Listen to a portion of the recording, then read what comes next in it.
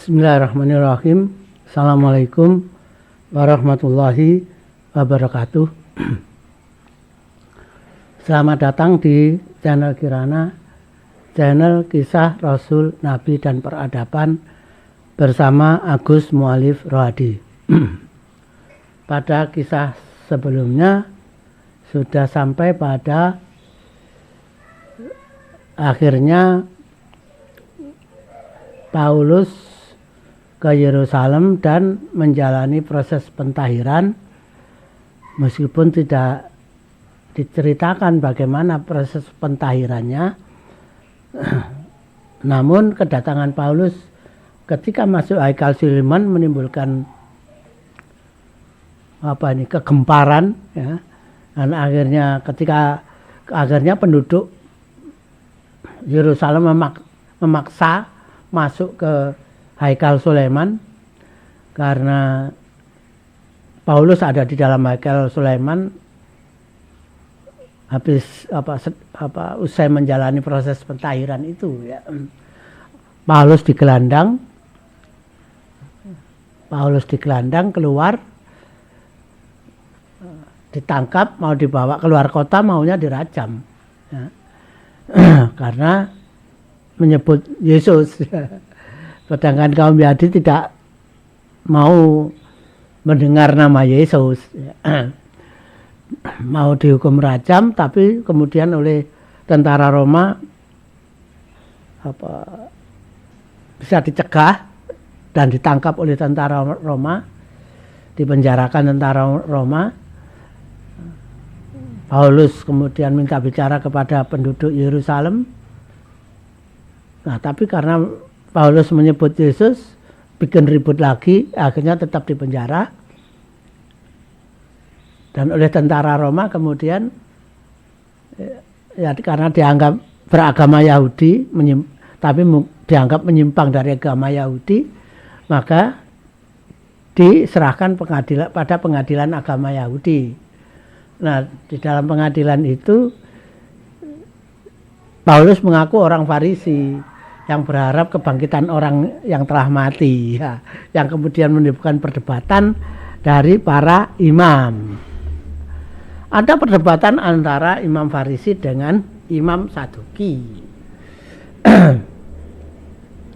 Karena keributan para pejabat agama tersebut, ya, yang itu juga bisa dianggap bisa membahayakan Paulus.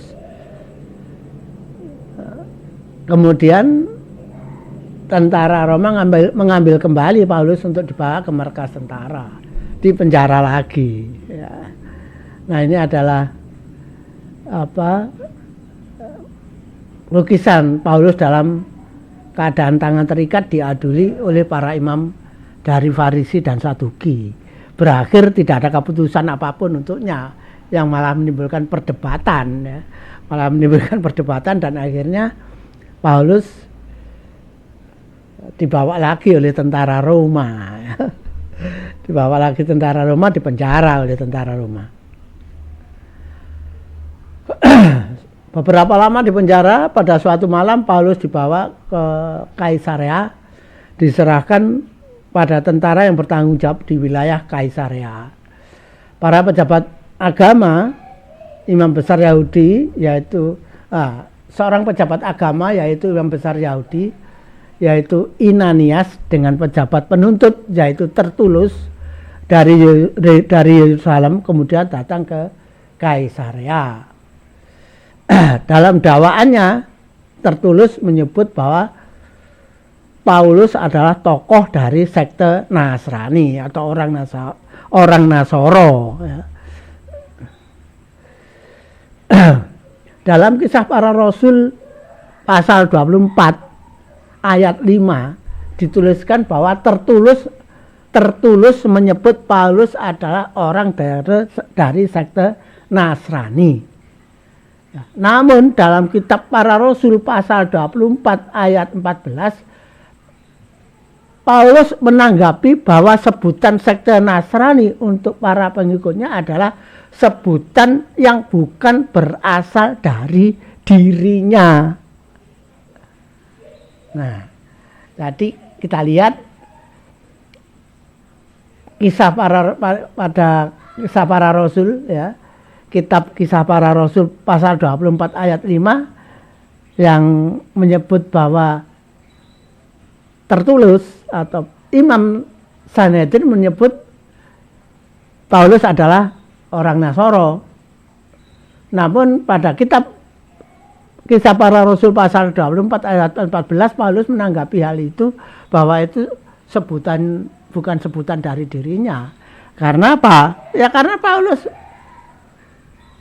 akidahnya adalah Kristen. Yesus adalah Kristus. Jadi dia menyebut seperti itu. Itu bukan aku yang menyebut, gitu katanya. Ya. Jadi itu bukan sebutan, harus diketahui bahwa itu bukan sebutan untuk Kristen. Nasoro itu, Nasrani itu dalam kitab Kisah Para Rasul, di dalam Perjanjian Baru, di dalam Bible Perjanjian Baru, Paulus tidak mengakui bahwa Nasoro itu sama dengan Kristen, tidak mengakui. Jadi kita keliru kalau menganggap orang Indonesia ini banyak yang keliru menganggap itu Nasoro itu sama dengan Kristen. Itu keliru, orang Kristen tidak menganggap Nasoro itu Kristen.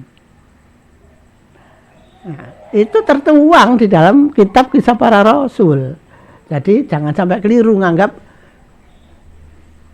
Nasoro itu sama dengan Kristen, keliru ya.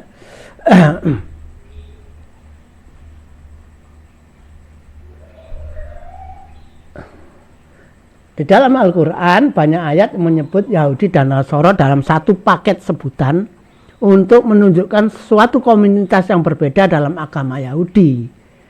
Namun mempunyai kesamaan, yaitu menyembah Allah dan mengakui Taurat dan kitab nabi-nabi lainnya.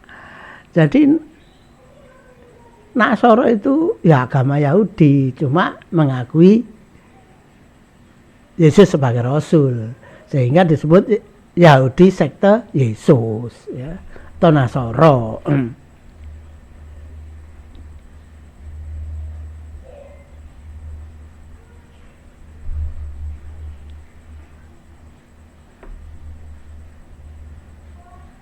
Kalau Nasoro kan jelas ya bahwa Yesus itu, Nabi Isa itu adalah Rasul. Al-Quran tidak menyebut Kristen secara spesifik ya, dalam ayat-ayatnya. Dalam ayat-ayat Al-Quran tidak ada menyebut Kristen secara spesifik. Tapi ada beberapa ayat ya,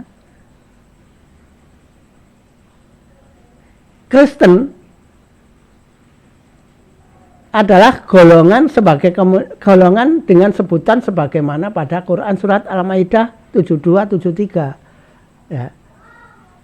72 dan 73 yang komunitasnya dibentuk oleh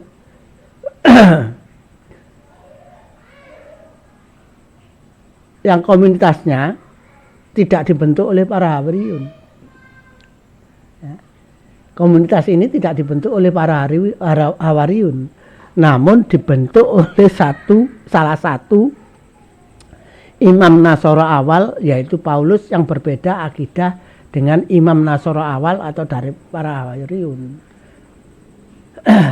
Ya saya sebut saja bahwa karena ini kan keyakinan agama saya ya, bahwa di dalam Quran surat Al-Maidah ayat 72 dan ayat 73 menyebut kafir bagi yang meyakini Yesus itu adalah Allah, atau Nabi Isa itu adalah Allah, atau Nabi Isa itu putra Allah.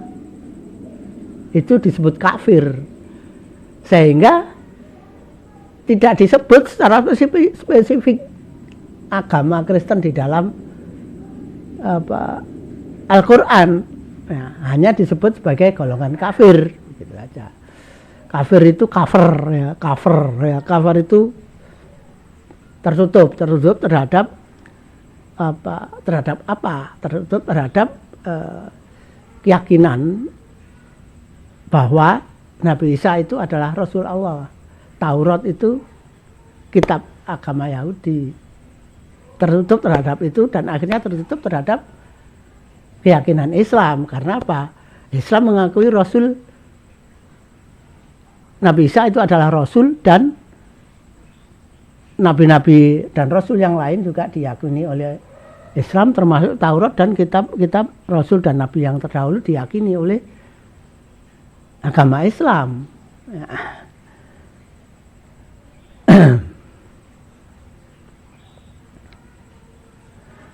Nah, kenapa Paulus itu berhasil ya, dalam dakwahnya? Nah, komunitas Nasara awal kebanyakan dari kaum Yahudi atau orang-orang diyahudikan. Dari orang-orang Yahudi maupun orang-orang yang diyahudikan. Ya. Pengertian diyahudikan adalah orang-orang di luar Bani Israel yang diwajibkan menjalani ritual untuk menjadi pemeluk agama Yahudi, sehingga disebut diyahudikan. Antara lain dengan menjalani sunat, makan makanan halal, tidak makan makanan yang diharamkan oleh Taurat, serta beribadah sesuai tuntunan Taurat. Itu artinya diyahudikan. Harus disunat, ya. Harus makan makanan yang halal, beribadah sesuai tuntunan Taurat. Sedang komunitas Kristen pada awalnya berasal dari sebagian kaum Nasoro, namun pada akhirnya membentuk komunitas baru yang terpisah dengan komunitas Nasoro karena perbedaan akidah. Komunitas Kristen kebanyakan berasal dari kaum Gentile atau bangsa non-Israel dan Israel diaspora atau Yahudi diaspora yang tidak mau diyahudikan. Ya, Israel diaspora maupun Yahudi diaspora yang tidak mau diyahudikan, tidak mau menjalani sunat, terutama karena tidak mau menjalani sunat. Ya. Yang tidak mau menjalani sunat, ya tidak bisa disebut memeluk agama Nasoro, karena untuk jadi Nasoro harus diyahudikan. Nah, untuk menjalani Nasoro itu harus diyahudikan, dan diyahudikan itu berat. Kalau dalam Kristen kan tidak harus sunat, mau sunat ya tidak apa-apa, nggak sunat juga nggak apa-apa kan gitu.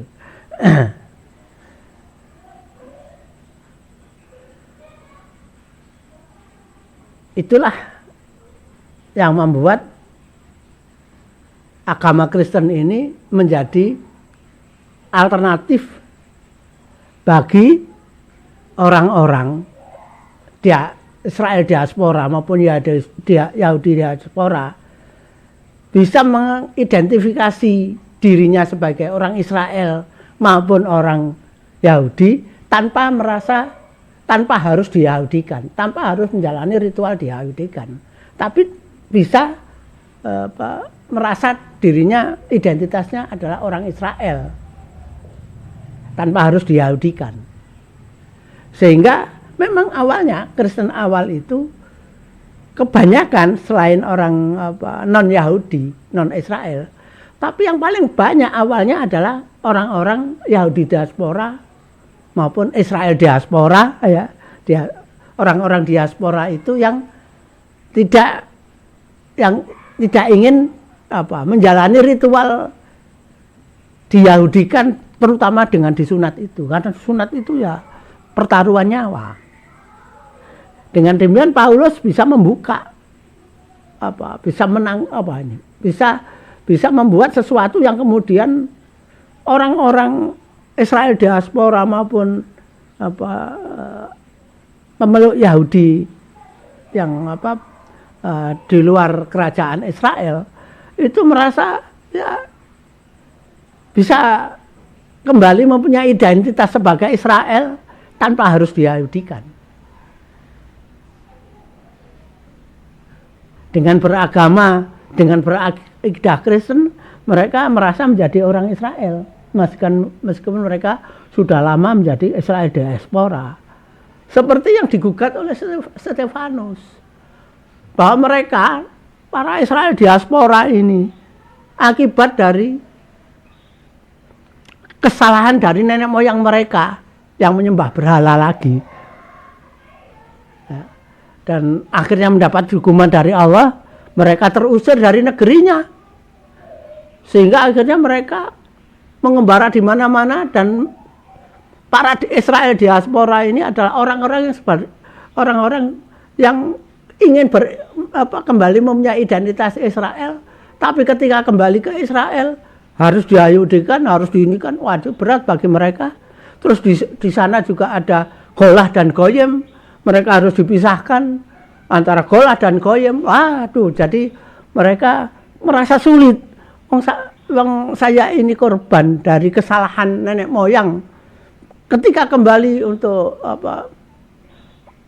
kembali ke Israel malah dipersulit, malah ada batasan ini itu harus diadukan, harus jadi Goyim, tidak bisa jadi Golah dan sebagainya. Itu dengan Kristen mereka mendapatkan sesuatu yang hilang, yaitu mereka merasa menjadi orang Israel tanpa harus diadukan, tanpa harus menjadi Goyim, kan gitu ya, tanpa harus menjadi Goyim. Itulah mengapa kemudian Paulus dakwahnya di mana-mana itu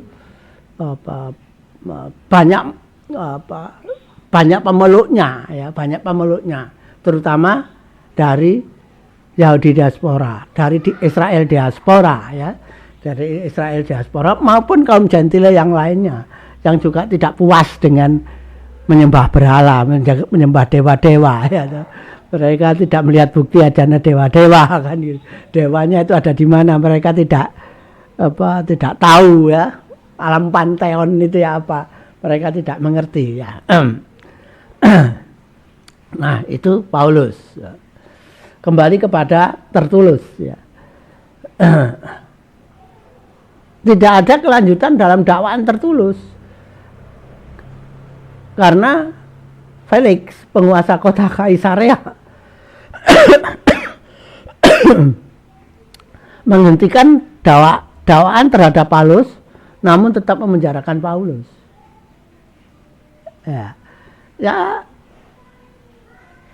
mereka dalam keraguan-raguan menganggap Paulus ini juga agama Yahudi, tapi tidak bisa diterima oleh kaum Yahudi, tidak bisa diterima oleh orang-orang Israel. Nah, supaya selamat akhirnya tetap dipenjara. Pemenjaraan itu terus berlangsung hingga akhirnya Felix digantikan oleh Perkius Festus sebagai penguasa Kaisarea. Ketika Perkius ke Yerusalem, kemudian mengajak para pejabat agama Yahudi untuk mengajukan tuntutannya terhadap Paulus. Dalam pengadilan tersebut, Paulus menolak segala tuduhan para pejabat agama dan memohon naik banding pada Kaisar. Nah, ketika naik banding pada Kaisar itulah para imam Sanhedrin, para imam Yahudi sudah tidak bisa berbuat apa-apa. Karena dia tidak bisa mengadili orang Roma. Kaum Yahudi tidak bisa mengadili orang Roma. Paulus mengaku dirinya adalah orang Roma. Nah, ketika Raja Agripa datang mengunjungi Perkius Festus, oleh Festus kemudian Paulus dihadapkan pada Agripa untuk mengajukan pembelaan dirinya. Jadi akhirnya karena Imam Sanhedrin tidak bisa mengadili Paulus, gagal mengadili Paulus, kemudian Paulus dihadapkan pada Agripa untuk mengajukan pembelaan dirinya.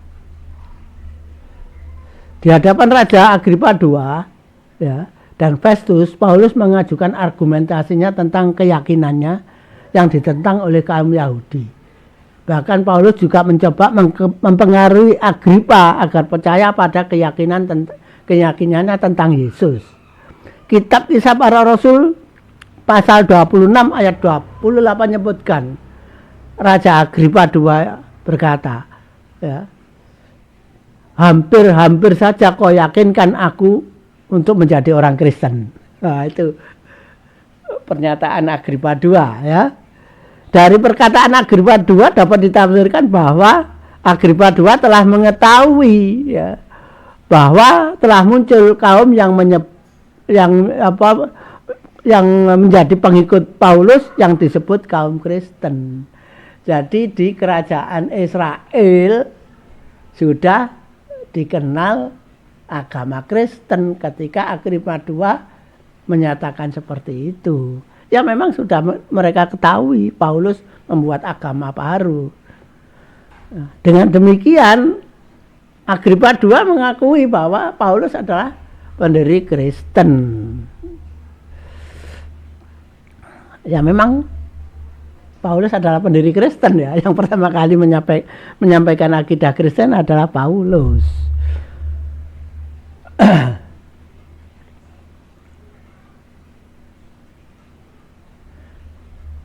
Malah Agripa II menyatakan pada Festus bahwa Paulus sebenarnya dapat dibebaskan jika ia tidak naik banding kepada Kaisar.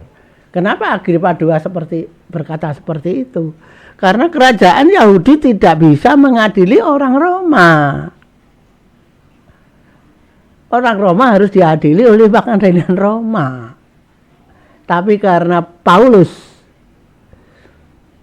naik banding ke Kaisar, maka akhirnya Paulus dibawa ke Roma. Suatu perjalanan jauh yang membuat Paulus tidak pernah balik lagi ke Yerusalem. Jadi Paulus ini ke Roma, dibawa ke Roma ya. Dan itu adalah perjalanan terakhirnya dalam dakwahnya dan juga perjalanan mengakhiri perjalanan kelilingnya di dalam berdakwah dan juga mengakhiri perdebatan di kerajaan Israel ya. Ketika dibawa ke Roma, Paulus tidak pernah lagi balik ke Yerusalem. Pada sekitar tahun 60-an Paulus dibawa ke Roma. Jadi cukup panjang ya. Ya peristiwanya Paulus ini dengan keliling berdakwah sehingga akhirnya menimbulkan keributan dan akhirnya ke Roma itu ya sekitar 15 tahun ya. 15 tahun itu.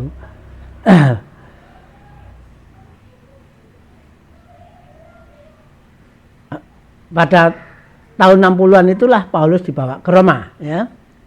Sekaligus mengakhiri perdebatan dan perselisihan antara kaum Yahudi dan kaum Kristen yang didirikan oleh Paulus ya. Jadi keributannya telah reda. Sekte Nasara awal tetap dapat diterima sebagai salah satu sekte agama Yahudi. Namun demikian di luar wilayah negeri Bani Israel, di Mesir, Makedonia, hingga Yunani, para pengikut Paulus tetap menjalankan keyakinan Kristen dan berkembang dengan cepat melalui itu tadi kaum Israel diaspora. Ya ini awalnya berkembangnya Kristen itu dari kaum Israel diaspora ya, yang merasa menjadi Yahudi tanpa diyahudikan ya. Otomatis di luar wilayah kerajaan Yerusalem telah berkembang agama Kristen yang justru agama Yahudi sulit berkembang di luar itu. Sulit berkembang. Karena agama Yahudi itu kan sangat sangat Israel sentris dan keterikatan terhadap Yerusalem dan Haikal Sulaiman itu luar biasa. Golah dan Goyim itu membuat ya, pemisahan Golah dan Goyim itu membuat agama Yahudi itu menjadi Yahudi sentris, sulit untuk bisa diterima oleh bangsa lain. Karena apa? Bangsa lain dianggap sebagai Goyim, tempatnya berbeda di Haikal Sulaiman ya. Yang satu suci, yang satu tidak lah, ini kan repot. Jadi agama Yahudi akhirnya menjadi memang agama yang eksklusif, termasuk Nasara menjadi sangat eksklusif untuk Bani Israel, untuk agama Yahudi. Sulit untuk bisa diterima oleh bangsa-bangsa lain karena golah dan goyem itu, karena Yerusalem dan Haikal Sulaiman. Tapi yang paling susah itu ya karena golah dan goyem itu, yang oleh Nabi Isa dianggap ajaran yang sudah itu ya, tradisi yang sudah lapuk. Istilahnya Nabi Isa adalah tradisi yang lapuk, golah dan goyem itu. Bagaimana orang mau beragama kok terus kemudian ada yang diistimewakan dan yang tidak, ada yang golah dan ada yang suci murni dan ada yang tidak suci dan tidak murni. Terus statusnya ya apa? Yang tidak suci dan tidak murni statusnya ya apa? Jangankan bangsa lain, keturunan Yahudi seperti bangsa Samaritan saja, itu keturunan Yahudi campuran, itu tidak diterima. Tidak terima apalagi bangsa lain. Nah itulah eksklusifnya Yahudi. Ya sampai sekarang seperti itu. Nah itulah akibatnya apa? Kristen justru berkembang lebih cepat di negeri lain. Sedangkan Yahudi terkungkung terkungkung di kerajaan Israel, sulit bisa diterima oleh orang lain.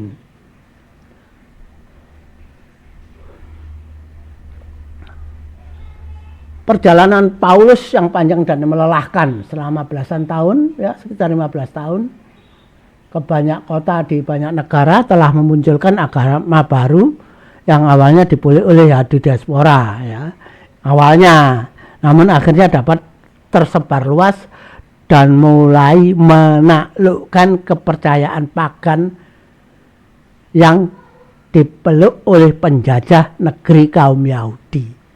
Nah, luar biasa. Jadi Paulus ini, agama Kristen ini menjadi alternatif dari agama pagan dari banyak negara, ya. Karena yang agama tauhid kan cuma Yahudi. Kristen ya nggak bisa disebut tauhid ya, karena ada mempunyai dua Tuhan, ya. ada Allah, ada anak Allah, ya. Jadi karena kalau agama tauhid kan hanya Allah, jadi tidak bisa disebut tauhid, agama tauhid, ya. Kalau agama tauhid ya cuma Yahudi, ya. Tapi agama Yahudi pada saat itu sangat eksklusif, sangat Yahudi, sangat Israel sentris, Yahudi sentris, bangsa Israel sentris, karena golah dan goyim itu tadi.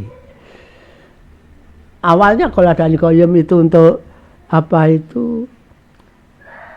mereka agar tidak menyembah berhala, mengulangi perbuatan nenek moyang mereka. Tapi dalam perkembangan zaman, golah dan goyim ini memisahkan bangsa Israel dengan bangsa lainnya dalam segi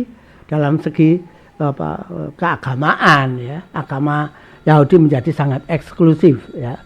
Dan itu menjadi peluang bagi agama Kristen, ya, untuk berkembang lebih cepat di luar kerajaan Israel, bersaing dengan agama pagan yang ada di negeri-negeri yang lain. Nah, ini adalah peta perjalanan dakwah Paulus dan jalur perjalanan kapal yang membawa Paulus ke Roma, ya. Kalau titik-titik ini ke Roma, ya, ke Roma. Jadi ini perjalanan dari Yerusalem ke Roma. Nah, panjang, ya, ke Roma. Tapi perjalanan dakwahnya ya cukup rumit, ya. Ini menunjukkan betapa Paulus ini juga tidak kenal lelah dalam mendakwahkan akidahnya, ya. Sampai kemana-mana, ya, menyeberang kapal segala, ya.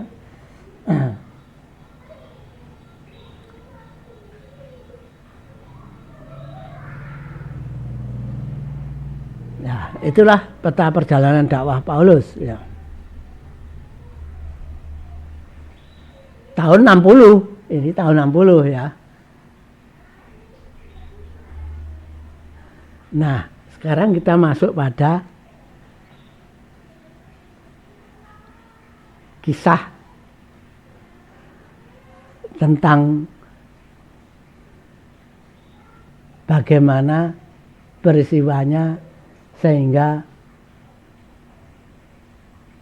Bani Israel mengalami hukuman yang kedua sebagaimana yang diinformasikan dalam Quran surat Al-Isra ayat 7.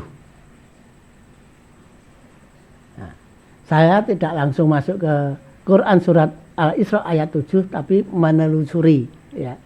Menelusuri perjalanan Bani Israel pemeluk agama Yahudi ini, mengapa mereka kemudian diazab oleh Allah. Dalam Injil Barnabas pasal 202-203, suatu hari di Haikal Sulaiman sambil menangis keras, saya ulangi lagi ya. Jadi ini sudah ketika peristiwa Yesus ya, ketika masih berada di dunia ya.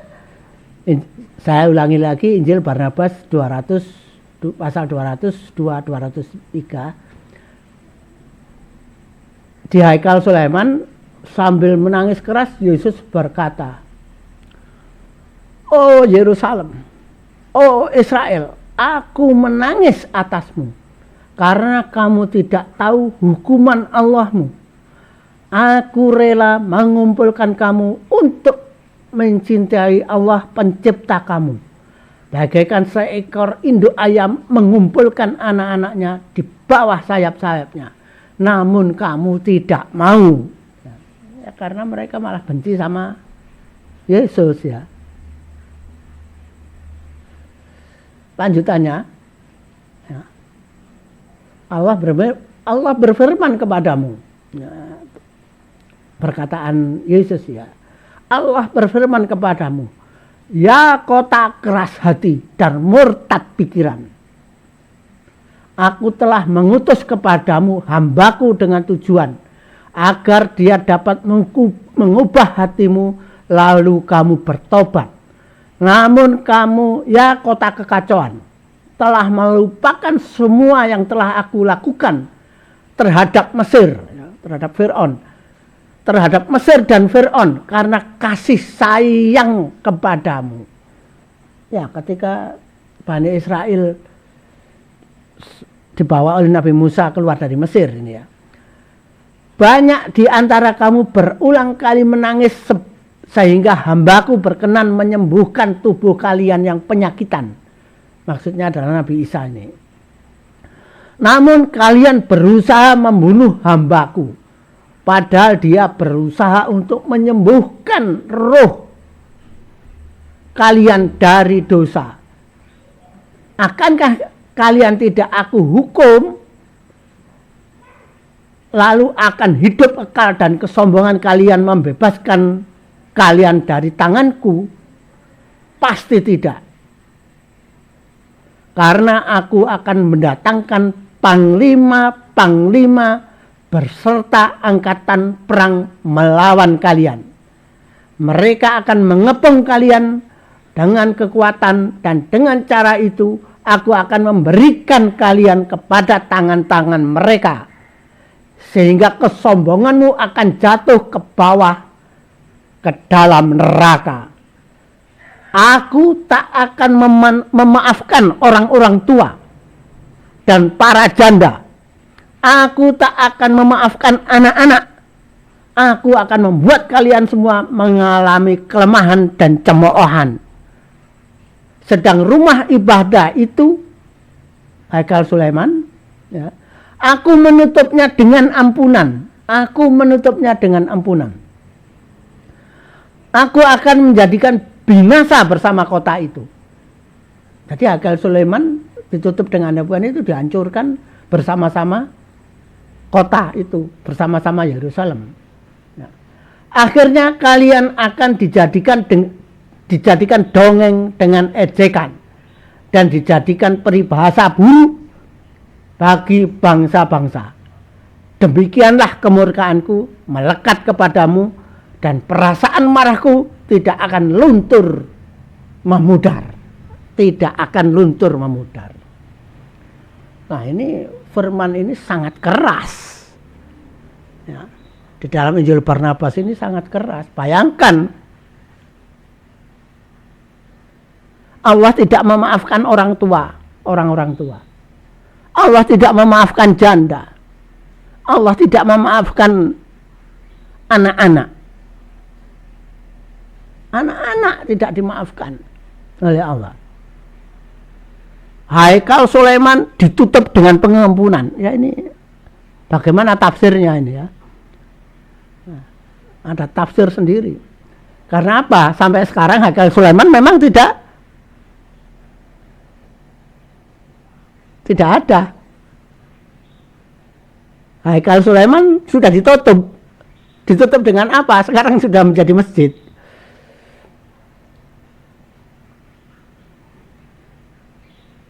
Ya, menjadi masjid As-Sakrah, ada masjid Kibli, ada yang dua yang besar. Ada masjid As-Sakrah atau Masjid As-Sakrah atau Dome of the Rock itu ya, yang kubah kuning, dan ada Masjid Kibli yang ungu keperakan ya. Terus ada Masjid Marwan di sebelahnya Masjid Kibli ya. Ada masjid ya disebut masjid tapi bukan tempat ibadah, yaitu Masjid Buraq, tapi disebut masjid. Yang itu semua di dalam kompleks yang disebut Haram Asy-Syarif, atau kita mengenalnya dengan Masjidil Aqsa, kompleks Masjidil Aqsa. Sekarang, tapi penamaan Masjidil Aqsa itu nanti, penamaan Masjidil Aqsa yang sebenarnya itu adalah pada masa Khilafah Abbasiyah, pada masa penamaan menjadi masjid, resmi menjadi masjid. Meskipun di Quran juga ada, jadi dinamakan persis dengan ayat Al-Quran ya. Tapi sebelum itu tidak disebut Masjidil Aqsa ya. Ada Masjid Al-Walid apa kan gitu. Jadi nanti kisahnya nanti ya. Itu kisah Masjidil Aqsa itu beda lagi nanti. Sampai kemudian kita mengenal dengan nama Masjidil Aqsa, persis apa yang ada di dalam ayat Al-Quran. Tapi penamaan itu resminya itu pada masa Khilafah Abbasiyah. Itu nanti ya. Nah, kembali kepada kemarahan Allah itu tadi. Bayangkan anak-anak pun tidak dimaafkan, janda tidak dimaafkan, orang tua tidak dimaafkan. Haikal Sulaiman ditutup dengan pengampunan. Istilah dengan pengampunan, ditutup dengan pengampunan. Mungkin saya bisa bayangkan ditutup dengan pengampunan itu adalah karena sekarang menjadi kompleks Haram Asy-Syarif atau Masjidil Aqsa. Tidak bisa lagi berfungsi sebagai Haikal Sulaiman. Saya sih menafsirkannya seperti itu, kata-kata ini. Apakah seperti itu ya saya tidak tahu. Tapi saya menafsir ditutup dengan pengampunan itu adalah seperti itu. Kaum Yahudi tidak lagi memfungsikan tempat itu sebagai Haikal Sulaiman. Apalagi nanti Taurat itu akan hilang lagi dan tidak ditemukan sampai sekarang. Kapan tidak ditemukan lagi, nanti kita akan sampai ke sana. Ya. Hilangnya bagaimana, nanti kita akan sampai ke sana. Itulah kemarahan Allah ya. Bayangkan ya. Kemarahan Allah seperti itu. Ya. Sehingga kesombonganmu akan jatuh ke bawah ke dalam neraka. Ya, bayangkan hukuman itu. Meskipun kaum Yahudi adalah pemeluk agama tauhid, satu-satunya bangsa beragama tauhid pada saat itu, tapi tidak lepas dihukum Allah, dari hukuman Allah. Karena apa? Karena perbuatan mereka sendiri. Apa perbuatan mereka sendiri? Berusaha membunuh Nabi Isa, membunuh Nabi Yahya, membunuh Nabi Zakaria. Kalau yang pertama dulu, hukuman pertama juga membunuh nabi-nabinya, ratusan nabinya dibunuh.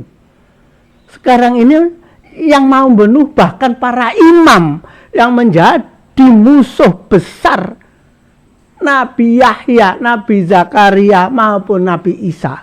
Musuh besar Nabi Zakaria, Nabi Yahya, Nabi Isa adalah justru para imam agama Yahudi. Bukan penguasa penjajah, bukan gubernur Roma atau raja kerajaan Israel, Agripa II atau Herodes Junior, bukan. Tapi justru para imam agama Yahudi yang jadi musuh besar Nabi Zakaria, Nabi Yahya, dan Nabi Isa. Jadi bisa kita bayangkan kemarahan Allah. Bagaimana para imam mereka sendiri, para imam agama Yahudi sendiri yang mengetahui dengan persis ciri-ciri Rasul, ciri-ciri Nabi, tapi kemudian ketika datang Rasul kepada mereka, mereka tidak mengakui. Mereka memusuhi dan membunuhnya. Terhadap Nabi Isa berusaha membunuhnya. Terhadap Maryam mereka menghina.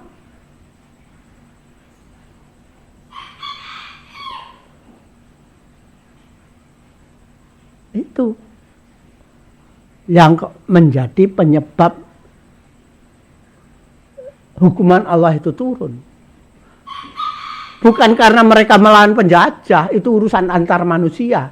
Yang disebut penjajah dengan yang dijajah itu urusan manusia. Tapi ini urusannya dengan Allah. Membunuh Rasul itu urusannya dengan Allah. Allah mengutus Rasul untuk mengingatkan mereka, malah mereka bunuh dan ada yang mau dibunuh. Dan mereka yakin membunuh Nabi Isa. Meskipun mereka selalu ragu-ragu, dalam Al-Quran disebut ragu-ragu.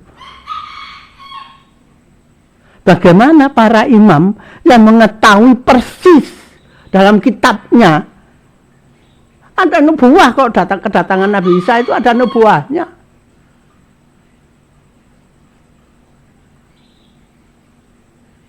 Ada nubuah kedatangan Raja Damai itu, Nabi Isa itu. Mereka tahu persis bahwa Nabi Isa itu Rasul, Nabi Yahya itu Rasul, Nabi Zakaria itu juga Rasul. Mereka tahu persis. Tapi malah mereka memusuhinya ketika diingatkan. Kenapa mereka memusuhi? Ya karena mereka tidak mau menerima Rasul terakhir, yaitu Ahmad, yang bukan dari keturunan, bukan dari Bani Israel, yang bukan keturunan Daud, yang bukan keturunan Yakub, tapi keturunan Ismail. Mereka tidak mau menerima itu. Mereka menganggap yang untung nanti Ismail, keturunan Ismail.